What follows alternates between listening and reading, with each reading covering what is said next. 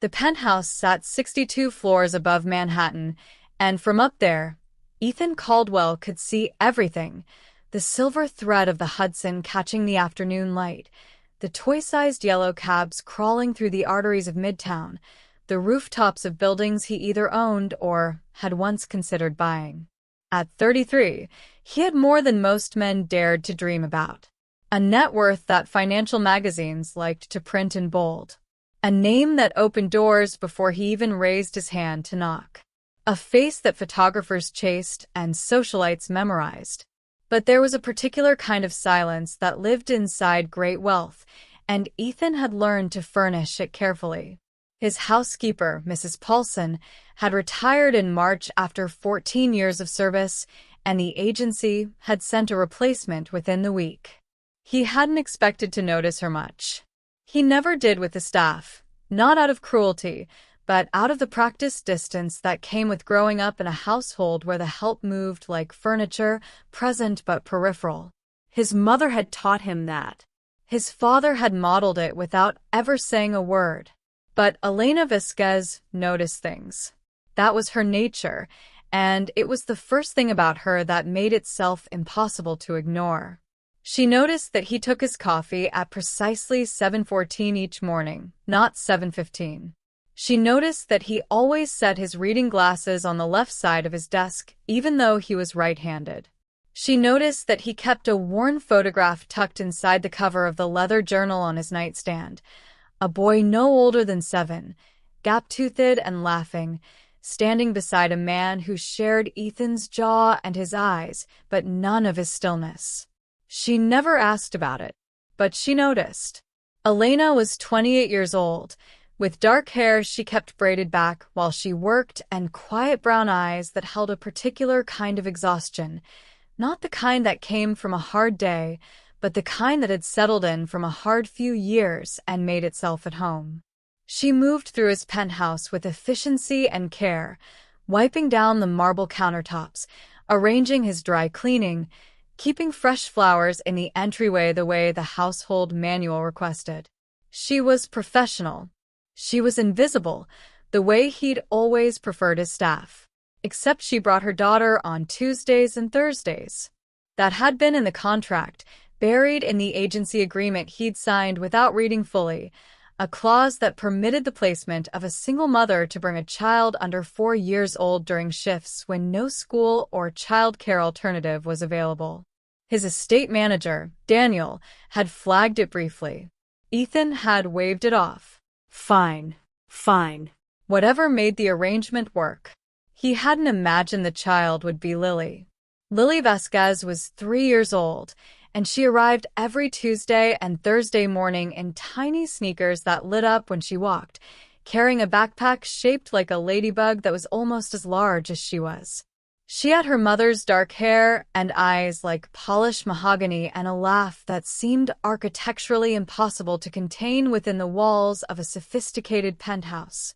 It bounced off the marble floors. It filled the cathedral ceilings. It snuck under closed office doors and interrupted conference calls in a way that should have been infuriating and somehow, inexplicably, was not. The first Tuesday, Ethan had barely looked up from his laptop when Elena apologized quietly for the noise. "She won't be any trouble, Mr. Caldwell. I'll keep her in the kitchen area." "It's fine," he'd said, eyes still on a screen. The second Tuesday, Lily had wandered down the hallway while Elena was folding laundry in the master suite and stood in the doorway of his home office with a solemn, evaluating stare that only toddlers and very old judges could pull off with any authenticity. He'd stared back. She'd pointed at the model of a cargo ship he kept on the bookshelf, a replica of the first vessel his grandfather's company had commissioned, the origin point of the Caldwell Empire. "Boat," she'd said. "Yes," he'd agreed. She had nodded like he'd confirmed something important and toddled back down the hall. He'd found himself staring at the empty doorway for longer than made sense. By the fourth week, something had quietly rearranged itself in the architecture of his days. He began scheduling his morning calls for 8 o'clock instead of 7 so that the early hours, The ones when Lily sat in the kitchen eating dry cereal and narrating everything she observed to her mother in the running, breathless commentary of the very young, were available to him in a way he couldn't quite explain. He told himself it was because the calls went better when he'd had a proper breakfast. He told himself a lot of things. She found her dog, Elena said one Thursday afternoon, appearing in his office doorway with the particular look of a mother bracing herself. The stuffed one. In the hall closet. He blinked. The stuffed dog. He'd forgotten about it entirely. A golden retriever plush, absurdly expensive, won at some charity auction years ago and shoved into a closet because he'd had nowhere to put it and hadn't wanted to throw it away. She loves dogs, Elena continued carefully. I can take it from her if. Let her keep it, he said. Elena paused. Something shifted in her expression, gratitude, but something more careful than that, something that knew the weight of small kindnesses. Thank you, Mr. Caldwell. He went back to his emails. Lily named the dog Captain. He knew this because he overheard it, not because anyone told him. The solemn little ceremony she performed in the kitchen, pressing her forehead to the stuffed dog's forehead and saying, with great gravity, "Your name is Captain, and you live here now." He didn't tell anyone that he'd smiled. He was a man who had been taught that certain things belonged behind walls, and smiling in empty rooms at the sound of a child naming a stuffed animal was exactly the kind of thing those walls were built for. What he didn't know yet, couldn't have mapped on any of the meticulous planning documents that governed his professional life, was that walls built too high and too long eventually stop feeling like protection and start feeling like something else entirely. And that sometimes it takes something as small as a ladybug backpack and a pair of light-up sneakers to show a man the difference. He also didn't know that his fiancée, Victoria Hale, had been watching. Victoria noticed things too. But unlike Elena, she didn't keep what she noticed to herself. That was a difference that would, in the coming weeks, change every single thing. Victoria Hale arrived at the penthouse on a Friday evening wearing cream-colored cashmere and the particular energy of a woman who had never once second-guessed her right to take up space. She was 29, luminously beautiful in the way that required significant infrastructure. The right stylist, the right colorist, the right nutritionist, and she moved through Ethan's world with the proprietary ease of someone who had already mentally redecorated it. They had been engaged for 4 months. The ring was 3 carats, emerald cut, because Victoria had shown him a photo of exactly what she wanted 3 weeks before he proposed, and Ethan, who could close a $100 million acquisition without breaking a sweat, had found it considerably easier to buy the specified ring than to have a conversation about what the gesture was supposed to mean. He was working on that. He was always working on things. Victoria kissed him on the cheek, set her bag on the entryway table, and swept her gaze around the penthouse with a practiced, proprietary survey she performed every visit, checking for changes, rearrangements, evidence of a space slowly becoming hers. Her eyes moved through the living room, the kitchen, the hall. They landed on Lily. Lily was sitting cross-legged on the kitchen floor, arranging crackers in a circle around Captain the stuffed dog with the focused intensity of someone conducting a very important ritual. Elena was nearby, cleaning the stovetop, glancing at her daughter every few seconds with the automatic radar of a mother who never fully turned it off. Victoria's expression didn't change exactly. It just cooled by a degree small enough that someone less observant might have missed it. "The maid brought her child again?" she said, not loudly but not quietly either. The question was aimed at Ethan, but calibrated to Carrie. "Elena's arrangement includes her daughter on certain days," Ethan said, his tone even. "I've mentioned it." "You mentioned it," Victoria repeated, "in the way that meant you mentioned it, and I registered an objection, and you proceeded anyway." She set her clutch on the counter and accepted the glass of wine Ethan offered. "It's just a lot. This is your home, Ethan. It should feel like your home." Across the kitchen, Elena's shoulders had drawn in almost imperceptibly. She kept her eyes on the stovetop. Lily, mercifully, was absorbed in her cracker ceremony and oblivious to the particular atmospheric pressure change that had entered the room with Victoria's arrival. The evening proceeded the way evenings with Victoria often did, beautifully staged, conversation moving efficiently from topic to topic like a well-chaired meeting. She talked about the venue she'd toured for the wedding, the guest list restructuring a charity gala she wanted them to attend together in April. Ethan listened, contributed, asked the right questions. He was good at the mechanics of these conversations. He'd been practicing them his whole life. It was just past 7 when it happened. Elena was preparing to leave, helping Lily into her coat in the entryway, the ladybug backpack already on, Captain the stuffed dog tucked under Lily's arm. Ethan had come into the hallway to take a call, phone pressed to his ear, leaning against the wall while his attorney walked him through a contract revision. Lily looked up at him with those serious mahogany eyes. She had a cracker in her hand, a leftover from her floor ceremony, apparently. "Daddy," she said, and held the cracker up toward him, an offering solemn and complete. The word hit the hallway like a stone dropped in still water. Ethan lowered his phone. He looked at Lily, at the cracker held in her small outstretched hand, at her expression of utter earnest generosity. Behind her, Elena had gone completely still, her face a study in controlled mortification, already opening her mouth to correct, to explain, to apologize.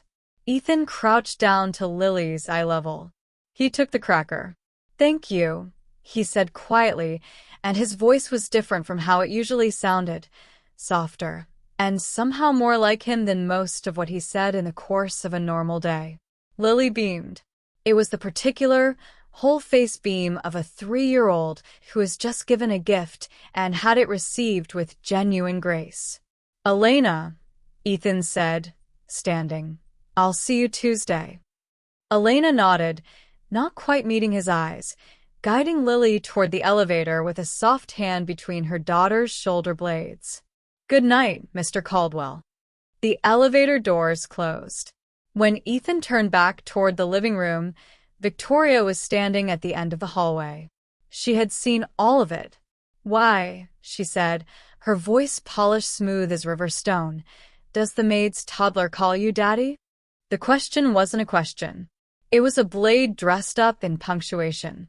And in the silence that followed, in the way Ethan stood with a cracker in his hand in the hallway of his 62-floor penthouse, looking at the woman wearing his ring, something that had been quietly shifting for weeks finished its movement and settled into a new position. He looked at Victoria. Really looked at her. The beautiful face, the cool appraisal in her eyes, the way she was already composing the answer she expected him to give, already arranging his response into the narrative that would make the most sense for the life she was building in her head. "She's 3, he said. "That's not an answer." "Yes," he said. "It is." Victoria stared at him. It was the first time in their 4 months of engagement that she had looked at him and not recognized the man she thought she was looking at. She didn't know it yet, but that was the beginning of the end.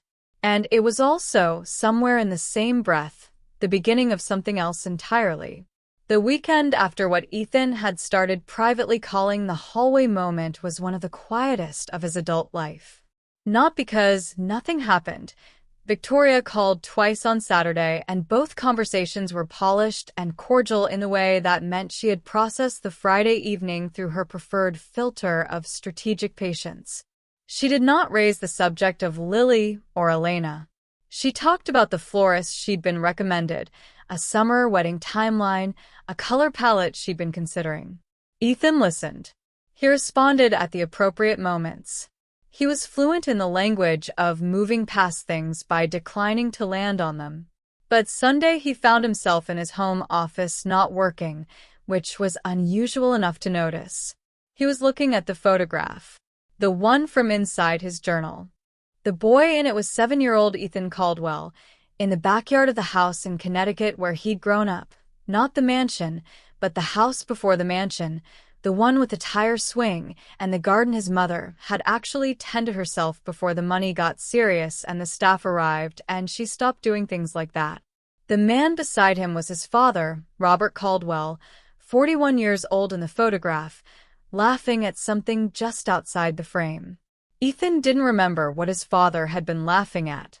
He had tried over the years to reconstruct the moment, the season, the occasion, the joke or the stumble or the word that had produced that laugh, and come up empty every time. What he had was the image, the frozen latitude of a single good moment. His father had died when Ethan was 9. Aneurysm, sudden, on a Tuesday morning in November. There had been no warning and no preparation and no last words, and Ethan had grown up in the aftermath of that absence the way a tree grows around a wound, working it into the shape of yourself so thoroughly that eventually it became part of the architecture and not the injury. He thought about Lily holding up that cracker.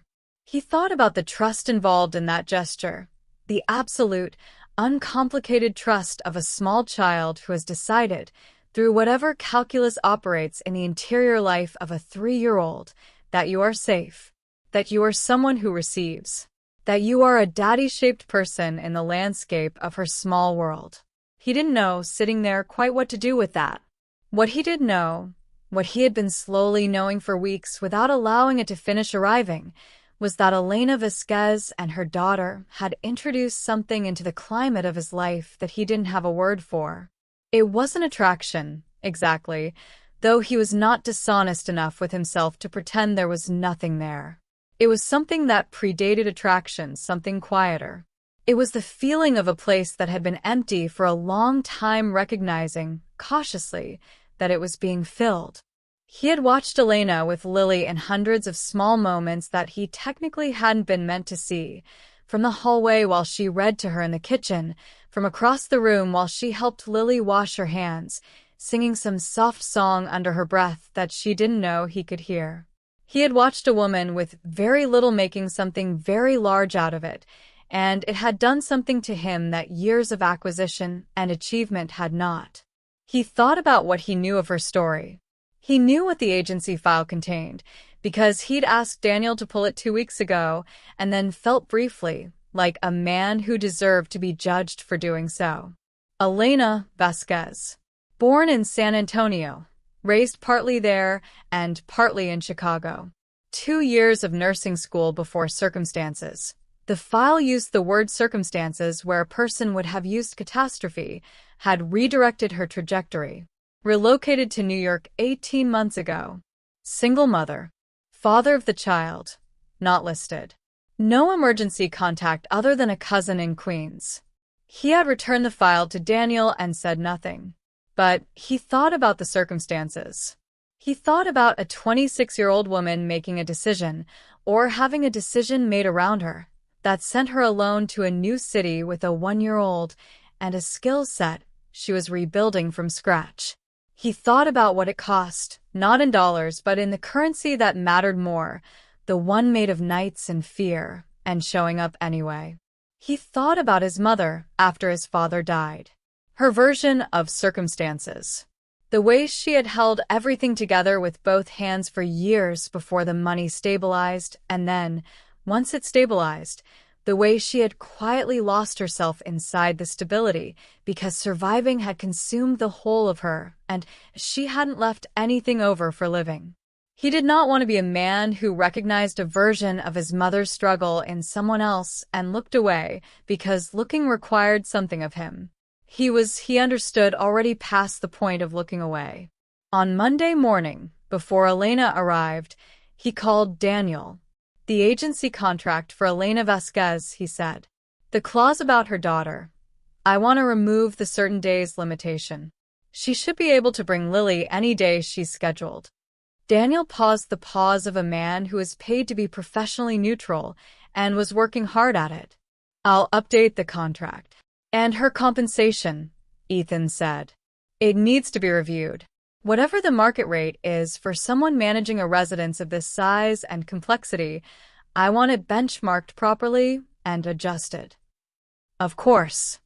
He put the phone down. He looked out at the Hudson. He thought, I don't know what I'm doing. He thought, that might be the most honest thing I've said to myself in years. Victoria Hale had been patient.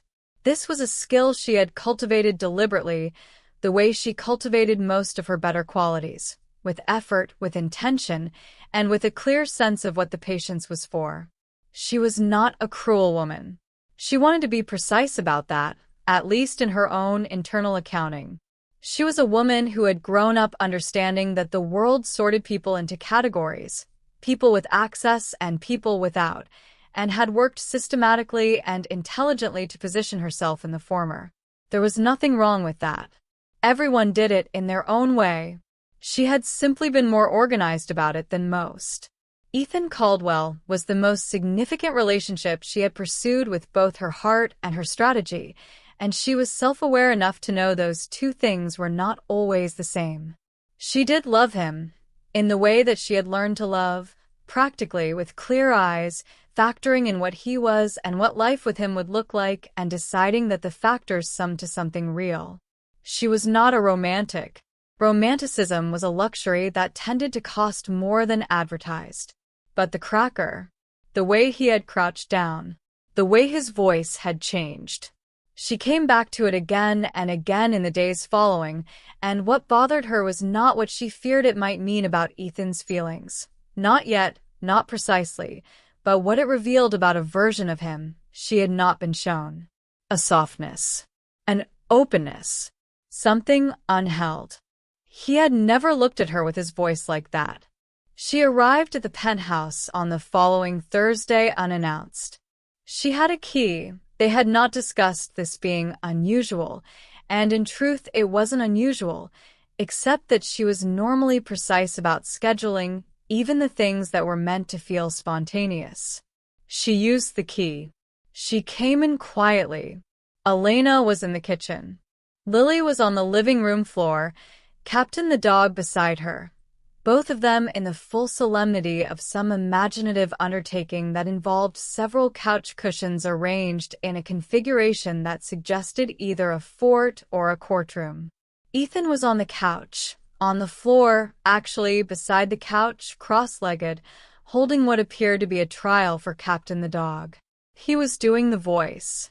Victoria stood in the entryway and watched the man who ran a multi-billion-dollar company perform, in a solemn baritone, the voice of a stuffed dog defending itself against an unspecified charge while a 3-year-old served as judge, jury, and enthusiastic audience. Lily laughed. The ceiling-filling, architecturally impossible laugh. Ethan grinned. Not the polished, camera-ready smile Victoria knew, but something earlier than that, something that belonged to the gap-toothed boy in the photograph he kept in his journal. Elena appeared in the kitchen doorway, a dish towel in her hands, and saw Victoria first. Her expression moved through several things quickly: surprise, alarm, the particular alertness of a woman who has learned to read rooms for danger, and she straightened. "Ms. Hale," she said. "Quiet. Careful." Ethan looked up. The grin didn't disappear exactly. It just waited. "Victoria," he said. "I didn't know you were coming." "Clearly," she said. The word did what it was meant to do. The room changed temperature. Lily looked between the adults with the instinctive, solemn attention of a child who cannot parse the content of adult conflict but can read its weather without fail. Elena moved smoothly. "Lily, baby, let's come help Mama for a little bit." She crossed to her daughter, scooping her up with practiced efficiency, and disappeared into the kitchen. The door didn't close, but the gesture was the same.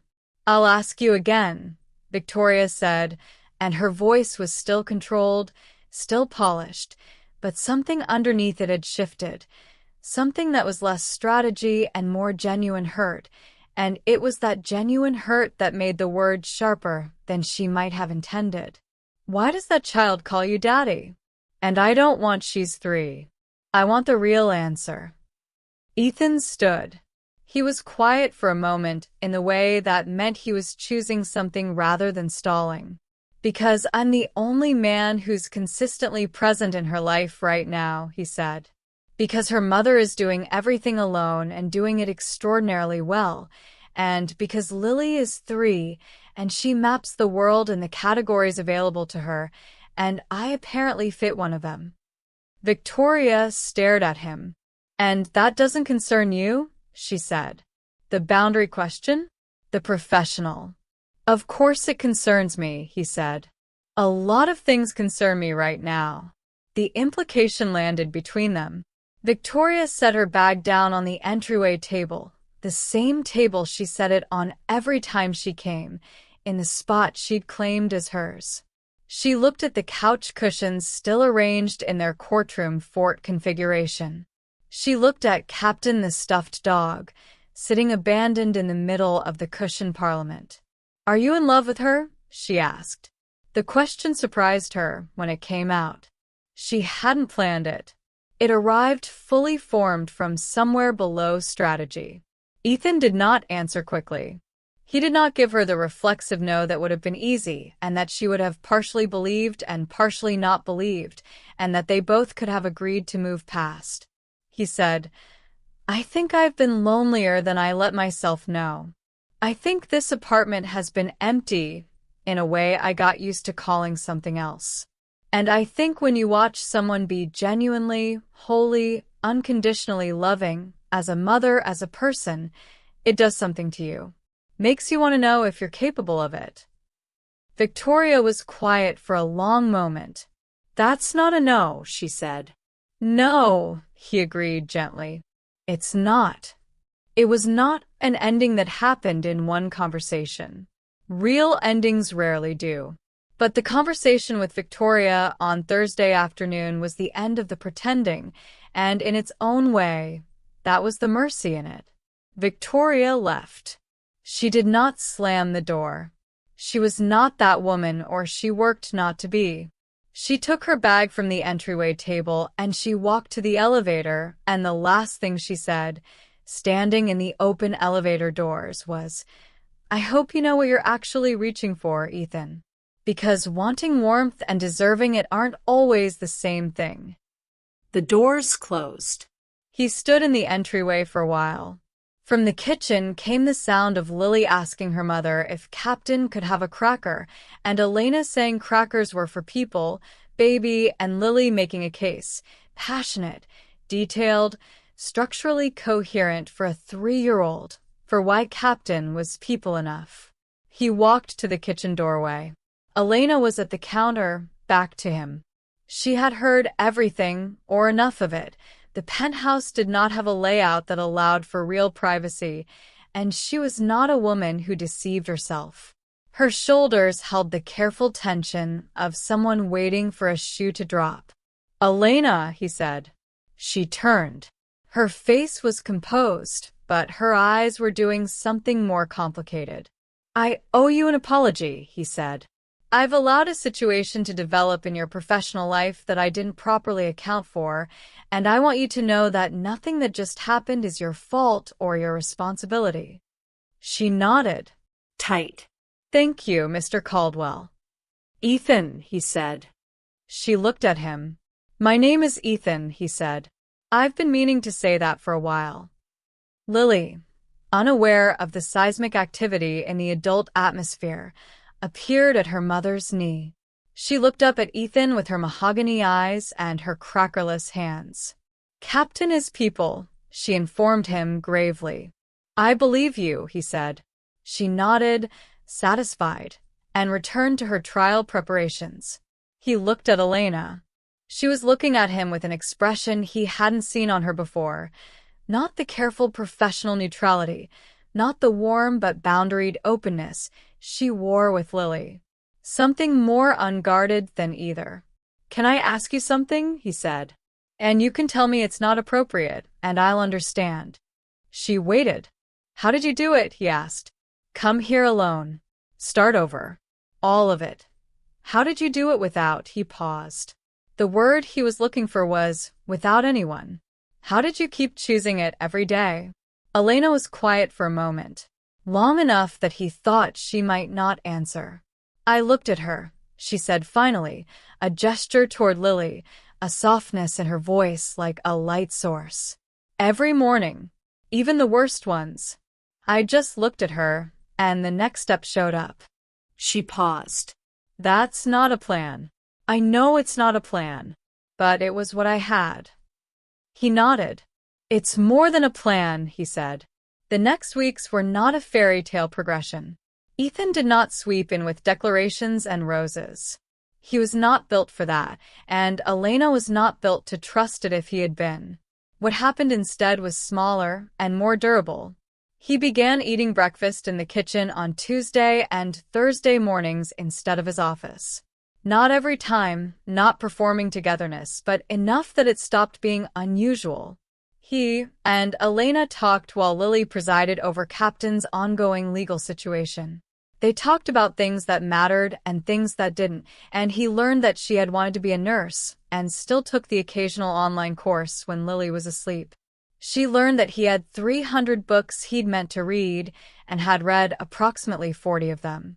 Lily taught him the correct protocol for cracker ceremonies, which required 3 of them and a witness.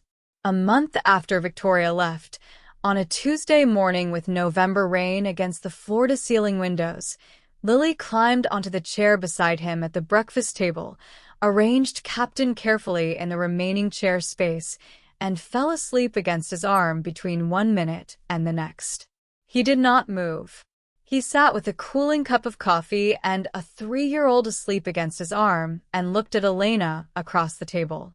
She was looking back at him with her eyes doing that complicated, unguarded thing.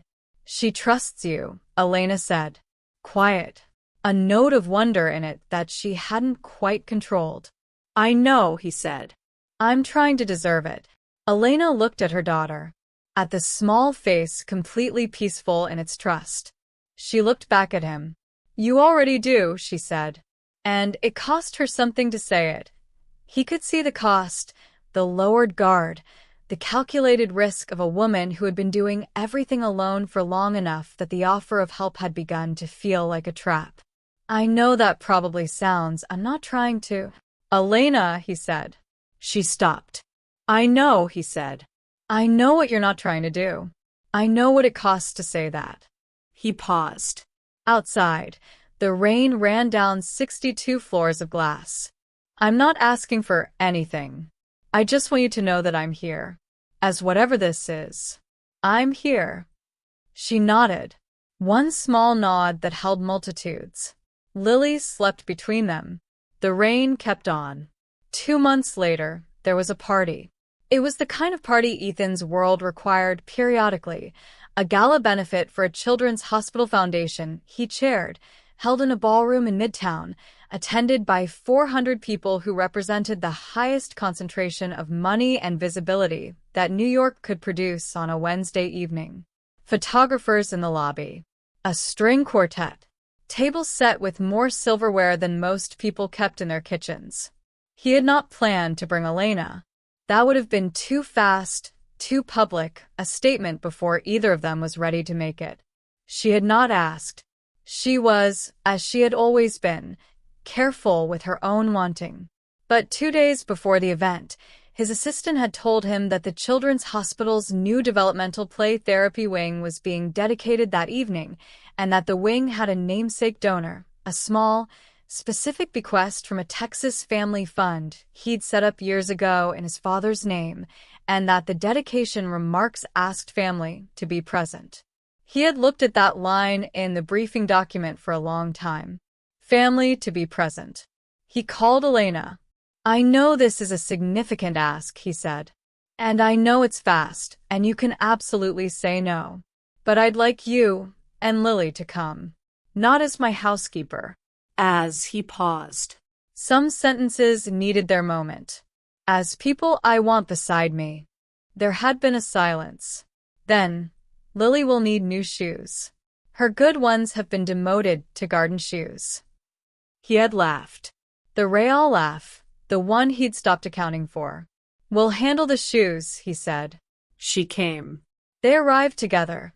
Elena in a deep burgundy dress that made her look, in Ethan's assessment, like someone who had always belonged in rooms like this and simply had not been admitted yet. Lily in a dress the color of a sunflower with shoes that lit up when she walked, because Lily had been given input on the shoes and certain conditions were non-negotiable. The room registered them. Of course it did. 400 people trained on the social significance of who walked in with whom and how close they were standing. Murmurs moved through the room like wind through grass. Old friends of his raised eyebrows. Business associates recalibrated.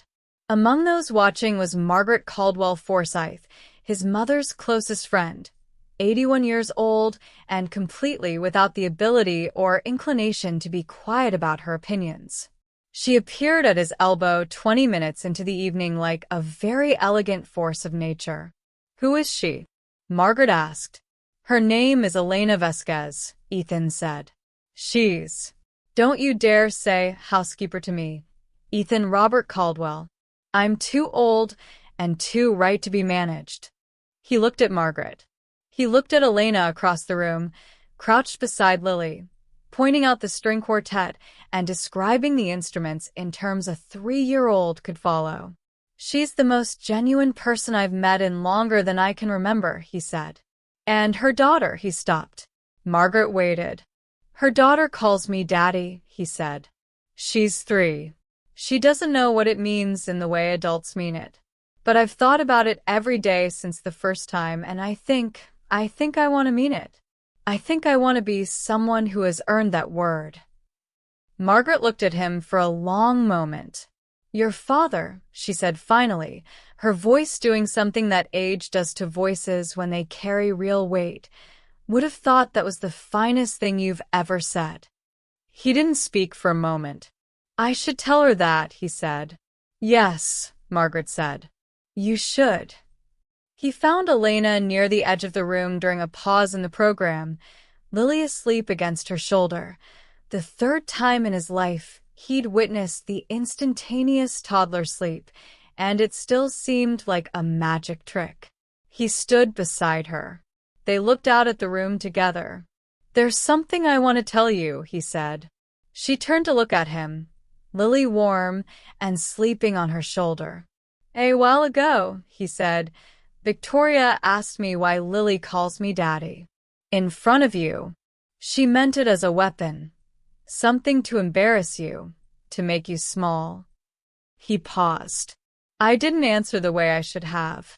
In the moment, I said she's 3, which was true and also wasn't enough." Elena waited. "The real answer," he said, "is that your daughter calls me Daddy because she sees something in me that I've been trying to grow into my whole life. Something I stopped believing I'd find. She sees it because you gave her the capacity to see it, because you've raised her in a house full of love even when you had every reason not to, even when love was the expensive thing, the impractical thing." He looked at Elena. "She calls me Daddy because of who you are, Elena."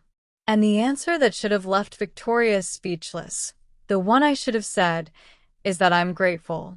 That a 3-year-old with a ladybug backpack and a stuffed dog named Captain looked at me and found something worth calling home. Elena's eyes were bright. She didn't speak. She was a woman who had learned to hold herself carefully, but she was holding herself differently now, not against the world, but open to this particular corner of it. "I'm not asking you to decide anything tonight," he said. "I'm not rushing. I've spent my whole life in this penthouse 62 floors above everything, and I've been very comfortable and very alone, and I am done confusing those two things."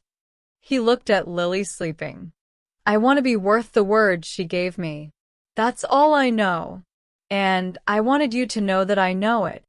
Elena looked at him for a long moment. Outside the tall ballroom windows, New York sparkled 62 floors below, or some other distance, some human distance, close enough to see. "She's an excellent judge of character," Elena said softly. She always has been. He smiled. She smiled. Lily slept, dreaming her 3-year-old dreams, captain presumably somewhere safe. And in a ballroom full of 400 people and all their noise and appraisal and history, something settled into place, not with a declaration or a flourish, but with the quiet, durable click of a thing finding where it belonged. The boy in the photograph had grown into a man who had finally learned the difference between a home and a penthouse. And the answer that had left Victoria speechless was the same answer that gave Elena, for the first time in years, permission to exhale. Because she sees something worth calling home. That was enough. It was, in the end, everything. The end.